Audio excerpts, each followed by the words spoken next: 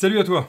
Allez, on va répondre à une question du petit Swan qui demande à sa maman, bon j'arrête les bêtises, on va ensemble regarder comment mettre en place NGRX, et je parle juste des NGRX, hein, pas des NGRX Signal.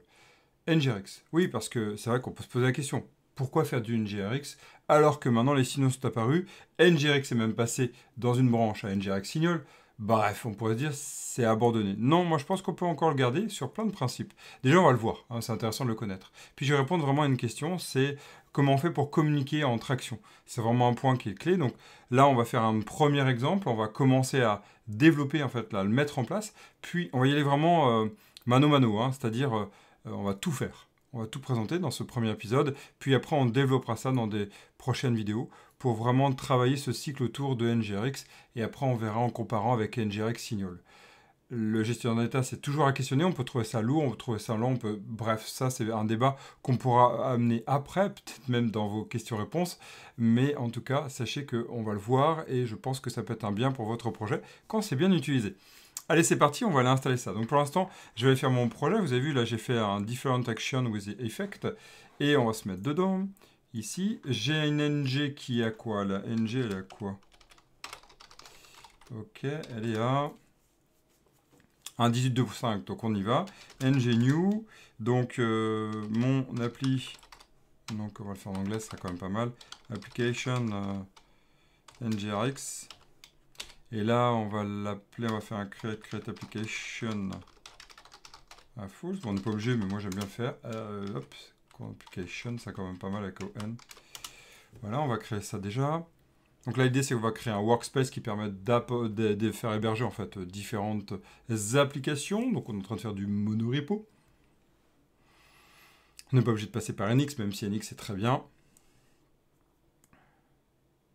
Alors, je tourne cette vidéo. On va bientôt se rapprocher très bientôt de Angular 19. Et oui, ça y est. On va avoir des standalone qui vont être components, hein, qui vont être de base à true. Donc, il n'y aura pas besoin de les mettre. Hein, ça, c'est ça qui est sympa. On va les regarder ensemble. Déjà, ce qu'il en est là pour cette version. Donc là, on n'a rien. Donc, on va rentrer dans le dossier. Voilà. Et on va faire un ng generate app et donc test app. Bon, là, on est vraiment sur du didactique, on n'est pas sur un projet mis en condition. Ah bah oui, on va faire du CSS, on va pas s'embêter. Non, il n'y a pas besoin, on est vraiment centré sur nos besoins d'NGRX. Voilà, l'installation va vite se passer.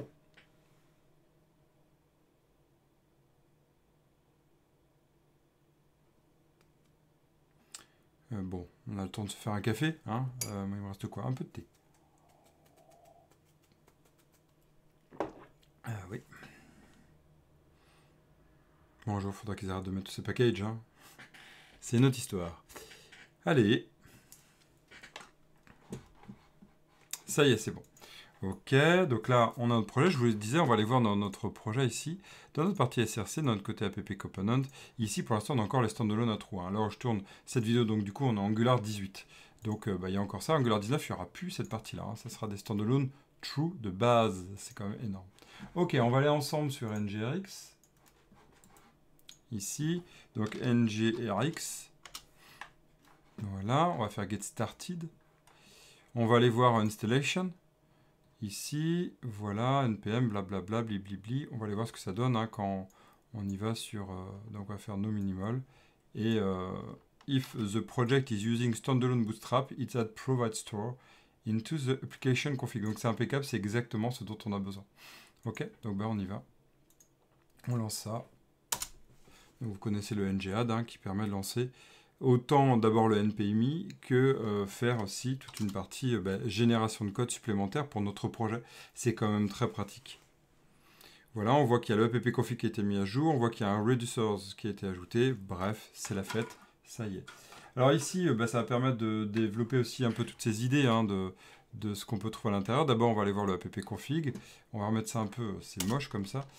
Voilà, on va se rester. Pour l'instant, on va rester en zone, hein, d'accord? On va rester en zone. Vous savez qu'il y a zoneless qui est apparu si vous avez regardé une des dernières vidéos que j'ai faites là-dessus. Bon, zoneless, on ne le fait pas. Pour l'instant, on garde la zone. Donc on va laisser ce moteur automatique de détection un peu lent par moment, mais quand même bien pratique. Quand même, c'est ce qui a fait la force d'Angular à ses débuts. Même si maintenant on revient un peu, vous l'avez vu avec les signaux, à un système où c'est plutôt nous qui disons « Ok, on veut rafraîchir cet endroit-là ». Très bien, donc on va aller voir la partie Reducers. Ici, on va changer ça. Moi, j'aime bien changer avec un Application State. Moi, je trouve que c'est toujours bien pertinent. Je suis vraiment mano-mano, donc il y a plein d'astuces après pour gagner en rapidité, en efficacité. Il y a même une partie où il n'y a plus besoin de créer tout ça. On peut vraiment faire un niveau avec Entity Data Service. J'en parlerai plus tard, c'est sûr, mais pour l'instant, Jean, on va laisser de côté. Super blague. Donc on y va. Ici, on va présenter, on va continuer un peu sur la thématique de ludothèque. On va faire des films. Hein. Ok. Donc on va générer ici un ng generate component, même oui component. On va faire ng generate component. On va le mettre dans features. On va mettre films. On va mettre component. Et là, on va lister nos films. Pour l'instant. Voilà, liste films, liste movies, c'est pareil. Ok. Donc ils sont standalone intro eux aussi. On va faire du lazy loading, bref, on va travailler un peu toutes les notions qu'on connaît. Hein. C'est la fête. Ici, dans Feature, on va rajouter donc dans Film un film route. Film.route. Bon, ça, c'est pas nécessaire pour l'instant, mais on le fait quand même. On va faire ici un export. Donc, du coup, const film routes. Et de type routes. Body routes. Oh, je le fais à chaque fois. Ok. Ici, path. Non, j'ai dit pas. What? Ça, c'est quoi, ouais? Ah oui, d'accord, plus haute stratégie. Ok, ah, il y a bien un petit résumé qui est sympa, c'est cool. Path, ok, là on met rien. Et on met component et on va charger notre liste film. Impeccable. Ça, on va le charger au démarrage. On va aller dans, donc du coup, dans notre app routes. On se met ici. On va mettre là. On va mettre là, on va mettre là. On va mettre path, film. Voilà, ce sera pour tester en fait. Hein. Et ici, on va faire un load children. Et on va faire donc du coup flèche import pour ne pas exécuter notre promesse directement. On va chercher notre feature film route. On fait un then. Je dis un then, donc ça va être asynchrone. Hein. Juste le then est asynchrone, le reste c'est synchrone s'il n'y a pas de code asynchrone. À l'intérieur, je le répète, beaucoup de personnes disent le contraire, mais c'est bien faux. Ok, et on y va film route. Ok, c'est cool. Ça fonctionne bien, hein, n'est-ce pas?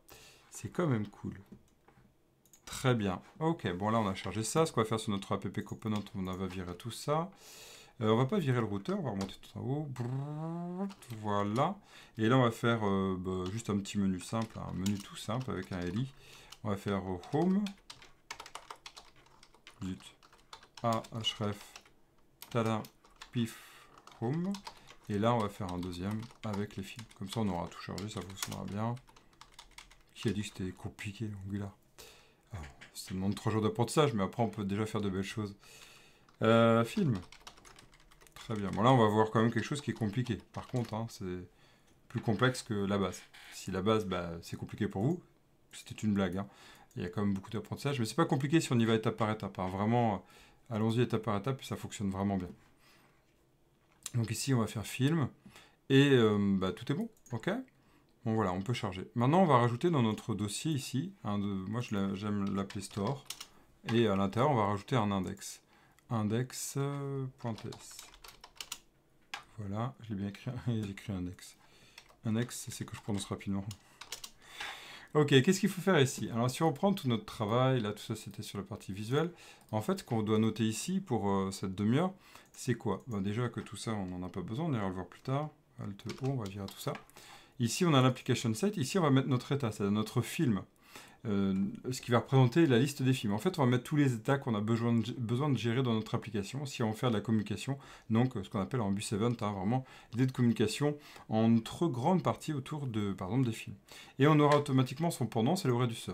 Je tiens à rappeler, ou je tiens à informer, le reducer est celui qui va avoir la responsabilité, de mettre à jour son état. Ok, donc ici un reducer, ici un état. Ok, donc là on va créer un état. Pour ça, on va créer un dossier film, un dossier models. Ici, on va rajouter des films. Bon là, on peut faire soit index, soit film ici, .ts. Et dedans, on va faire un export, donc interface, film. Ok, on va mettre quoi dedans? On va mettre un ID qui n'est pas obligatoire, de type number. On va mettre ici, bah, du coup, un titre de film, donc title, de type string. On va mettre une année de création, number, et ça sera très bien, c'est pour l'exemple. Ok, on va rajouter ici un export type de film. Alors, il y en a qui n'aiment pas, j'ai des retours là-dessus qui disent que bah, ça peut créer la confusion quand on ne connaît pas ici. Moi je dis soit, chacun voit. Moi je pense que ça peut être bien quand on apprend ce que c'est. Encore une fois, c'est juste accepter le changement. Et ça peut être très très agréable de savoir que film avec un S, bah, c'est un tableau. Voilà, ça permet de cadrer aussi ce qu'on écrit. C'est un débat très ouvert, hein. Je ne suis pas là pour convaincre. Ok, on continue. Ici, on va se mettre là. On va créer un export interface. Donc, il y a 3 étapes ici. 3 étapes qui sont donc du coup, on va faire film state. On définit l'état. Voilà. On va mettre, non, items de type, donc du coup, films. Ça marche bien. Ok.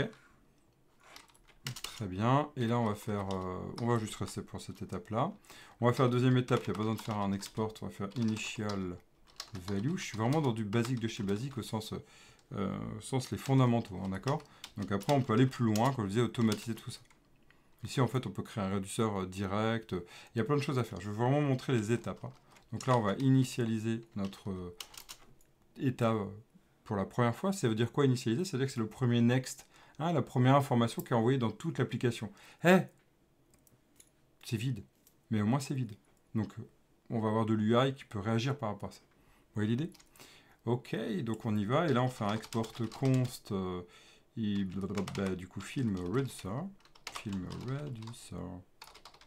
Ah, il y a un generate que vous pouvez faire avec Ematic si vous souhaitez. Moi, c'est ça que j'ai pris l'habitude d'écrire à la main parce que je trouve pas de plus-value, mais chacun voit. Ok, on ira voir la feature plus tard. On va prendre la feature ici. On a le factory qui est pas mal. Mais là, je veux vraiment le faire la mano. Ok, et on va faire un initial value. Voilà, c'est super. Ça y est, on est tout prêt. On a la base, hein, c'est vraiment la base ça. Maintenant, on retourne sur notre réduceur et on va faire film, film state.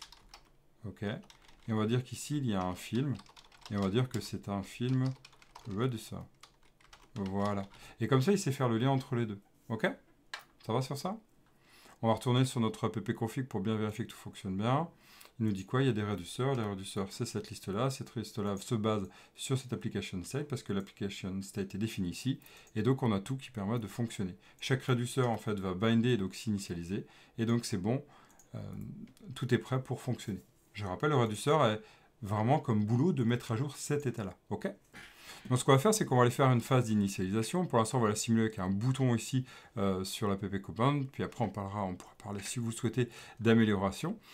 Qu'est-ce qu'on va voir ici? On va travailler sur notre bouton. Là, ici, on va faire un bouton. On va le mettre là. On va faire button initialize. Hein. On va simuler cette idée-là. Clic init. Voilà. On se met là. On va là-dedans. PP component. On enlève ça pour l'instant, il n'y en a pas besoin. De type void, hein, toujours. C'est super. Donc ça, c'est la première partie. On aimerait initialiser par exemple avec une liste de films fictifs, c'est-à-dire ceux au démarrage de l'application. On ne va pas aller chercher ça en base de données, on va un peu faire du fake en fait. Hein. L'idée, on va faire du fake, c'est pas un peu. On va donner, on veut qu'au démarrage de l'application, ben, on ait déjà une sorte de petite base de données en mémoire après chargement, vous savez, du serveur vers le client.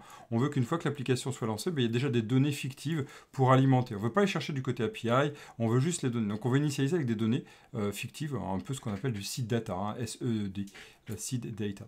Ok, donc c'est ce qu'on va faire là. Comment on va faire? Mais il va falloir construire un système qui informe. Comment on informe? Ben, on va dire en fait, hey, oh, réducteur, je te donne une information. Le réducteur, c'est quoi? Et ben, en fait, le réducteur, c'est quelque chose qui sait écouter un seul truc, des commandes. Exactement comme un pizzaiolo qui est capable de recevoir, une pizzaiola, hein, qui est capable de recevoir une commande à traiter, hein, une commande pour créer une pizza. Et il dit, ok, bah, c'est une pizza pepperoni, c'est une pizza quattro formaggi, et etc. Donc, il sait ce qu'il y a à faire. Et donc, après, il va aller la produire. Vous voyez, c'est uniquement ça. Puis tout d'un coup, s'il y a une action qui est, ouais, nettoyer la vaisselle, lui, il la chope pas. Il ne va pas l'intéresser. Vous avez entendu? Il y a une action. La commande, c'est ce qu'on va appeler du côté pizzeria et restaurant. Nous, quand on est en Angular et NGRX, on va parler d'action. Donc ici, on va rajouter notre store. Pour ce film-là, on va rajouter donc du coup une notion de action. Donc on va faire films.action. Vous remarquez que je garde la même syntaxe hein, que propose maintenant Angular. Ok, donc là on va créer une action. Une action c'est quoi? C'est donc, vous voyez, c'est juste une information, un objet qui se balade comme un passage de témoin. Hein, c'est tout. Donc on va créer une action qu'on va appeler donc du coup init database, hein, init film, film action. On va faire un create action. Create action. Alors il y a le create action group hein, qui est vraiment pratique. Pareil, on en parlera plus tard. Pour l'instant, regardez les actions. Ici, on va simplement découvrir ce que c'est mano mano. Ça permet de bien comprendre ce qui se passe dans le cœur même de NGRX. C'est sûr, ça peut paraître long, etc. Mais mentalement, on arrive à comprendre. Ok, j'ai une action qui est envoyée de là vers là, puis ça fait ça, etc. Le réducteur fait ça, les sélecteurs. Bref, c'est pour tout comprendre ici. Donc là, on va essayer de dire, ok, c'est renvoyé depuis qui? Ben, c'est renvoyé depuis mon UI. On verra d'ailleurs depuis mon business. On va le mettre depuis le business. Pour l'instant, on va le faire depuis l'UI. On va faire UI. Ça, c'est juste une clé en fait. Hein. C'est un ID unique. Et cet ID va nous servir à débugger par la suite, car il existe des outils de débugage. C'est quand même bien pratique. Et donc là, on va faire quoi? On va le faire du coup init database, init film items, par exemple, state. Voilà. Alors, en fait, en vrai, on aurait pu le faire dès le démarrage. Hein. C'est-à-dire, je reviens ici. Ici, on aurait pu mettre notre liste fictive ici. Hein, dès le début. D'accord? Mais nous, on va le mettre exprès pour expliquer comment ça fonctionne. Alors ici, c'est une fonction. Je vais aller voir, je vais vous montrer comment l'utiliser. On va faire un pp component. Et là, on va utiliser notre store. On communique avec notre store de manière comme si on était un avion qui voulait atterrir. On ne demande pas à tous les autres avions autour, hé, les autres avions, est-ce qu'on peut atterrir? Alors il y a tout le monde qui sont, ouais, bah attends, il est en train de papoter avec son copilote. Et boum, il a oublié. Non, on va éviter le fouillis, on va passer par un point central qui est la cuisine, donc ça c'est du côté pizzeria, qui est le store, hein, ça s'appelle le store. Pourquoi je vous parle de store et comment on le sait? Eh bien regardez dans notre main, que dis-je, dans notre appconfig, on a cette notion qu'on appelle provide store. Le provide store nous fournit en fait la construction d'un store en fait. Donc il a besoin des reducers map et il va être capable de nous construire un store. Et ce store là en fait va être celui qu'on va utiliser durant toute l'application. Hein, c'est vraiment intéressant, c'est ça qu'il faut noter. Ici, vous voyez Private Store. Et regardez, on a un root config, il y a un event provider. Hein, et on va aller injecter ce store avec du store config. D'accord? Voilà, c'est ça qu'il faut voir. Donc, c'est l'injection de dépendance en singleton. D'accord? Donc, ce store-là, il va nous servir de tour de contrôle. On y va. Donc, store. On va injecter notre store. Bonjour, store. Inject de store. Il est là, store. Et on va dire, OK, je veux application state. Je veux que tu gères sur cet état-là. Alors, VS, il fume toujours à cette étape-là, il est chiant. Pardon, il est embêtant. Super boulot, les gars, les filles qui ont développé là-dessus, mais sur ça, c'est moche, quoi. Il n'est pas capable de reconnaître au moment où on l'écrit. Bon, bref. C'est une autre histoire. Donc là, on va parler avec le store et on va lui dire, écoute, store, j'aimerais t'envoyer une action. Car en fait, le réducteur ne peut s'abonner que sur des actions pour savoir quel changement faire. D'accord? C'est comme si vous appuyez sur un bouton. Tant que j'appuie pas sur le bouton, ça ne déclenche pas. Ben, c'est cette idée-là, en fait. Hein. C'est cette idée-là qu'on va chercher. Donc on y va, on va faire this.store. Et là, on va faire ce qu'on appelle dispatch. Dispatch, c'est quoi? C'est on va aller ensemble envoyer des informations. Et donc, on va envoyer quelle information? Eh bien, celle d'initialisation. Ok, on est en train de communiquer. Vous avez vu, c'est ça qui est intéressant d'un côté, c'est que on ne passe que par un seul endroit. On dit, écoute, je t'initialise.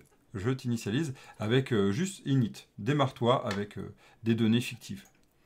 Qui c'est qui va être responsable de la mise à jour de notre store? Vous vous rappelez de notre état? Eh bien, ça va dépendre de l'état. Ici, l'init film action, tant qu'il n'est pas chopé par au moins un réduceur, ça fait rien. Là, j'ai rien fait. De plus, vous notez un point qui est vraiment à enregistrer. Nous sommes sur une approche optimistique, c'est-à-dire ici, vous voyez, il y a un void. On ne sait pas si ça a bien fonctionné. On va partir du principe que ça a bien fonctionné. Après, on utilisera ce qu'on appelle des selectors pour savoir si ça a fonctionné ou pas réellement. Hein, c'est une approche qui est un peu différente. Et c'est cette approche d'ailleurs qui existe dans les signaux. Et oui, souvent utiliser les effects pour travailler là-dessus. Non, on va travailler sur les computed plutôt. Voilà. J'essaie de faire des liens avec ce qui se fait aujourd'hui, mais c'est exactement la même approche. Ok, donc ça y est, on a fait notre dispatch. Cette action-là, il va falloir préciser à notre réduceur comment faire. Il faut dire, hey, écoute, réduceur, c'est pas lui, c'est le film réduceur. On y va, F12. Voilà, on va lui dire, hey, écoute, quand tu reçois le on, alors le bon on, hein, voilà celui-ci, quand tu reçois l'action, celle-ci, tu vas exécuter une fonction qui va créer une nouvelle version de l'état. Tu vas exécuter une fonction qui va mettre à jour, qui va permettre la mise à jour de l'état, créer une nouvelle version de l'état. En gros, ça veut dire, c'est ça, un const new state de base. Hein, si on y va vraiment très très schématique, je prends mon état, je le clone, hein, comme ça, et je fais un return de new state. Et ça y est, j'ai fini mon boulot. voyez, en gros, là, ça sert à rien. Mais dès que je fais là, une nouvelle version, c'est une nouvelle référence, donc ça fait un next et ça diffuse à tout le monde, fuse. Et ça qui est intéressant. Ok, c'est ça qu'il faut noter. C'est ce système de gestion de la référence. Très bien, en plus, si vous faites du input, d'input parenthèse ou du arrobase input, si vous faites du mode on push, tout ça, c'est lié sur la référence. Donc ça tombe bien, c'est pensé exactement sur cette idée-là. Ils ont quand même bien construit le truc, celles et ceux qui ont fait NGRX. Donc notre boulot, c'est de créer une nouvelle version de l'état. Et dès qu'une nouvelle version de l'état est envoyée, en fait, le moteur store, il va dire « Ah tiens, dans Application State, ça s'est mis à jour là. Bon, je préviens tout le monde, ça s'est mis à jour !» Voilà, c'est cette idée-là. Ok, qu'est-ce qu'on va faire ici? Là, j'y vais vraiment mano, encore une fois. Je vais prendre mon new state, et ici, je vais faire quoi? Je vais rajouter mes items, et je vais créer des nouveaux items. Donc là, c'est parti, je vais ajouter, donc je vais faire du push, par exemple. Je pourrais faire du push pour faire de l'append. Ça veut dire que j'ai rien du tout, mais en fait, cette action, je peux l'appeler autant de fois que je veux. Donc là, ici, je vais vous montrer. Je peux faire du push, et donc ici, je vais rajouter un premier item. Et donc là, on a dit que le title, on va mettre Star Wars, donc A New Hope. Ok, avec l'année, on avait dit c'était 1970, je crois que c'est même un peu avant. Ok, les grands fans sauront me répondre à ça. Voilà, on peut en ajouter autant qu'on veut, c'est des 3 petits points. Là, on va faire Empire Strike Back. Ok, j'ai plus 1980. Voilà. Super, donc on en a 2. D'accord ? Donc c'est pas mal. Et ce que je vais vous montrer, c'est que plutôt qu'on va faire ça, on va faire un mat.random pour bien voir ce qui va se passer. Là, je fais un push pour bien voir ce qui est mat.random. Ok, on va se rapprocher doucement de la fin. Ouais, c'est ça. Quelques minutes encore. Mais pour vous montrer déjà que ça fonctionne. On aura quasiment fini la première étape.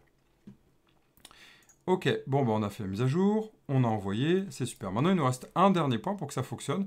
Il va falloir que on rajoute ce qu'on appelle exactement ce qui existe en signaux. On appelle ça les selectors. C'est quoi les selectors? C'est en gros des fonctions qui vont requêter notre, pas API du tout, qui vont aller vérifier pour récupérer dans notre application state pour l'état qui nous intéresse. Je le redis, c'était peut-être pas clair. Grosso modo, si vous connaissez le map de RxJS, c'est le boulot de RxJS, map en fait. C'est-à-dire être capable de prendre une partie et prendre un tout et récupérer une partie, par exemple. Transformer. Et après, on va le renvoyer, donc directement sur notre component. C'est parti, on y va. Donc, on va faire un film. .selectors. .ts, on a bientôt fini là. Export pour la base, export const, donc on va faire un select all films pour l'instant. Et cette fonction, elle va prendre en entrée, donc on va faire un create selector. Elle va prendre en entrée, donc du coup, l'application state, donc app de type application state. Voilà. On va dire, écoute, en entrée, tu as cette fonction où je dois choisir l'état parmi l'état global. Moi, je veux les films. Et en sortie, tu vas me dire, maintenant que tu as les films, maintenant que tu as l'état des films, qu'est-ce que tu vas faire? Donc là, maintenant, j'ai l'état. Et je dois renvoyer qui? Ceux qui m'intéressent, les items. Ok? Voilà, c'est juste ça un selector. Grosso modo, ce qu'on fait du côté map, en fait. Et on a le app qui est l'application state. Le store est basé sur l'application state qui contient des sous-états. C'est pour ça qu'on est obligé de faire ces 2 étapes. Ce système-là est mémorisable, c'est-à-dire qu'en gros, regardez, ça fait ce qu'on appelle des memory selectors. C'est-à-dire qu'en gros, ce système-là, il n'y a pas de calcul ici, mais si admettons il y en avait, genre des filters, etc., il le ferait qu'à chaque fois qu'il y a une mise à jour de l'état, à chaque fois qu'il y a un next, sinon ça ne se met pas à jour. C'est quand même pas mal. Bon, on a quasiment fini. On va dans notre component, on va aller ici, et puis on va faire quoi? On va récupérer notre store. Donc toujours pareil, on passe par le store. Read-only. Là, je l'avais fait read-only sur le init. Je ne sais plus. pp component. Oui, read-only comme. Voilà, on va se mettre là. Inject de toujours pareil, store. Donc store application state. C'est bon, là, il est là. Je l'ai devancé en fait. Il me saoulait. Voilà. Ok, vous remarquez que je n'utilise plus les points virgule. Je m'entraîne dans mon ça, je n'ai plus du tout les utiliser. Et là, en fait, je vais faire un thin component, un THIN. Donc en fait, ce que j'ai cherché ici, c'est juste à renvoyer mon store. Mon observable. Je suis encore dans la zone, donc je ne vais pas travailler sur les signaux. Je vais juste vous montrer ce qu'on fait depuis un bon moment dans Angular, en fait. Ici, on va prendre donc du coup nos films avec $, parce qu'a priori, ce sont pas obligatoire ce $, c'est juste pour informer. This.store. Et donc là, on va faire select.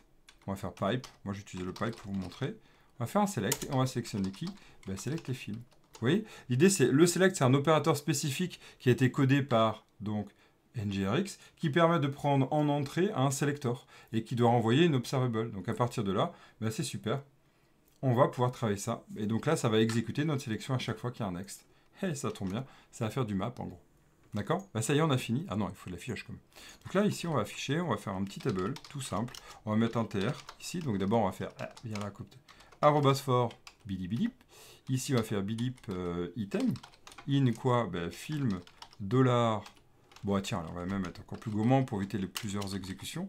On va faire un arrobaslet, comme ça on est sûr de l'utiliser qu'une seule fois. C'est du 18.1, point 2. Ici, on va faire film, merci. On va faire du dollar pipasync, voilà. On va prendre ce pipasync, il faut le rajouter quand même, vous vous souvenez si vous connaissez, async pipe, voilà.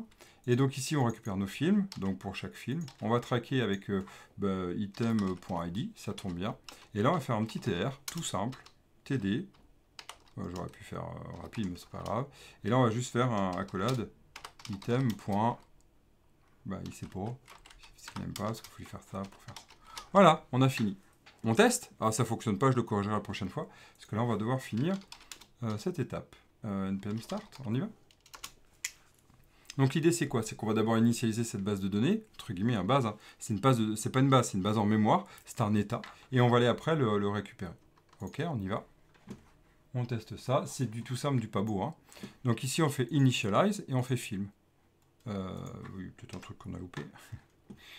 Ah ben oui, regardez ici, mes routes ne sont pas bonnes. Il y en a qui ont réagi, non? Qui ont dit « Ah Evan, t'as mis du href, moi je suis ta formation, c'est pas bien !» Ouais, bah exactement, c'est tout juste. On met jamais de href ici, Vous vous souvenez, on met jamais de href. C'est qu'en ce moment, je suis en pleine refonte du site internet de Dev2Be pour vous proposer un très beau nouveau site, et en plus des nouvelles formations, donc Blazor client, etc., comment devenir CTO par exemple, ou améliorer son rôle de lead tech. Bref, c'est en cours. Et donc, je m'habitue beaucoup en ce moment, je fais beaucoup de href, du pur HTML, je ne fais pas du Angular. Et donc, il faut quoi ici? Il faut mettre le router link. Ok? Router link. Et donc, à la place, ici, on va utiliser du router link. Il n'y a pas besoin de mettre des crochets, parce qu'en fait, c'est du statique, et ça fonctionnera beaucoup mieux. Ok, on y va. On se met ici, on fait film. Alors, qu'est-ce qu'il a pleuré là? Peut-être que j'ai pas tout chargé. Film. Console. Initialize. Cannot add a property object in external. Eh bien oui, on n'a pas encore tout bien fait. On n'a pas encore bien fait, donc on va aller corriger ça tout de suite. Ok, alors en fait ici c'est qu'on a cloné notre état, mais ce que je voulais vous montrer, regardez l'erreur qu'on avait, si je fais init, l'erreur dit en fait, écoute, tu peux pas, il n'est pas extensible en fait. L'état qu'on récupère ici, il est immutable. Il a été vraiment, on peut mettre des paramètres dans l'objet JavaScript, dire en property, donc dans la partie qu'on appelle prototype. On peut dire, écoute, tu peux pas te mettre à jour. Donc ici, c'est pas bon, en clonant ça, on garde toujours l'état des items qui sont non pushable. D'accord? Donc ici, on ne peut pas faire du push dedans. Donc ce qu'on va faire ici, c'est plutôt que faire comme ça, on va reconstruire un état, items, et on va les récupérer dans notre state.items. Donc là, on ne peut pas faire du push. Mais si on fait un 3 petits points de ce qui existait déjà, là, ça devient intéressant parce qu'on peut le faire. OK? Et regardez, je me mets ici, je me mets sur film, j'ai rien. D'accord? J'ai rien. Si je fais init, hey, ça y est, j'ai tout récupéré. Bon, là, il pleure parce qu'on n'a pas mis 1, 2, 3 dans les données. Regardez ici, j'ai pas mis d'ID. Il faut que je mette ID 1, ici, et ID 2. Voilà. Et là, on va récupérer tout. Regardez, donc là, on récupère tout depuis la base de données. Pardon, faut que j'arrête avec base de données, sinon ça crée confusion. On récupère tout depuis notre serveur. Donc, l'application a été impactée, notre bundle, on le récupère. Ça charge, on est sur film. Ici, il n'y a rien. On a bien un composant de film qui est chargé. Regardez, dans Inspecter, si on met dans pproot, on voit bien le app list film qui est là, mais il n'y a rien. Le table est vide, puisqu'il n'y a pas de données encore. Et dès que j'initialise, hop, automatiquement, le sélecteur s'est activé et automatiquement, ça s'est mis à jour. Il y a un ex qui s'est mis à jour, qui a été déclenché en fait de mise à jour de notre état. Yes, on a fini la première étape. Pas mal, non? Allez, on se revoit dans la prochaine. Merci de m'avoir regardé. Si vous avez des questions à ce moment-là, allez-y, posez-les en dessous de cette vidéo. A très vite pour la suite de ce petit cycle autour de NGRX. Petit qui aura quand même quelques vidéos. D'ici là, codez bien. Ciao, ciao!